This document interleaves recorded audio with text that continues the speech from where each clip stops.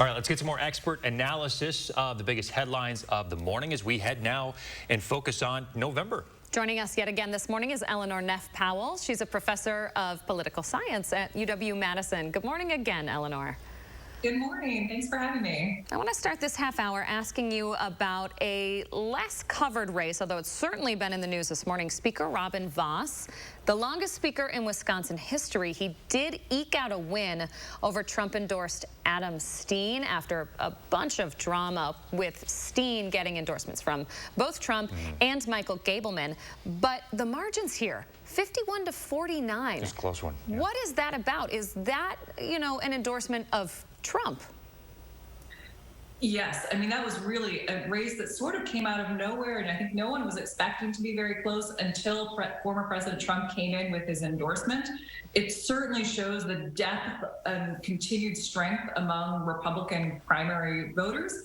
But I will say there's sort of a long history about party leaders, whether in the U.S. Congress, the Senate, et cetera, of facing sort of insurgent primary challenges and sometimes losing them. I mean, Speaker Vos just inched that out, but it certainly was a surprise. But these things happen, that those party leadership races tend to become about more broader dynamics than just sort of the local race dynamics and sort of whether the person's representing their local constituency.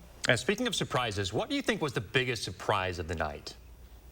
Well, I think the biggest surprise of the night to me was the unexpected both victory by Michaels and the size of that victory. The polls had shown that race being pretty close, or even showing an edge to Clayfish going into that race. And so no one, I think, really was expecting that large a win for either candidate. I mean, it shows primary races are always hard to poll, but it shows essentially there's still some limits to how much we can trust the polls here in Wisconsin, which have been sort of a little unreliable the last few cycles. Really briefly, I want to touch on the Senate race. Mandela Barnes moving forward, virtually unopposed. He's taking on Ron Johnson. It was predicted to be a great year for Republicans.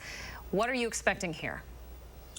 This is going to be a tough fought race. I mean, we saw almost all the other Democratic candidates consolidate around Barnes in the last few weeks. I would expect now Barnes to really pick up a lot of fundraising and sort of start to outspend is not the right term, but not be outspent by his Republican opponent. I mean, he's gotten a lot of support from national Democrats. That race is going to get a lot of attention moving forward. All right, yeah, Johnson raising $7 million in the second quarter, way outpacing Mandela Barnes. We're going to talk to Lieutenant Governor Mandela Barnes, who will go up against Johnson in November. And we want to thank Eleanor Neff Powell, Associate Professor at UW-Madison this morning, for joining us with the expert analysis. Some really insightful stuff there from Eleanor. So we want to thank you for that. And yeah, this interview with Mandela Barnes, I think, is going to be interesting, and we'll learn a lot from it. Coming up in about just 5 minutes. Eleanor, thanks again for your time. Hey, if you're looking for the results of a specific race this morning, they are scrolling at the bottom of your screen. You can also check out our interactive election map on channel3000.com. That's where you can see the breakdown of results county by county and find information on each winning candidate. Just click on the banner at the top of our homepage.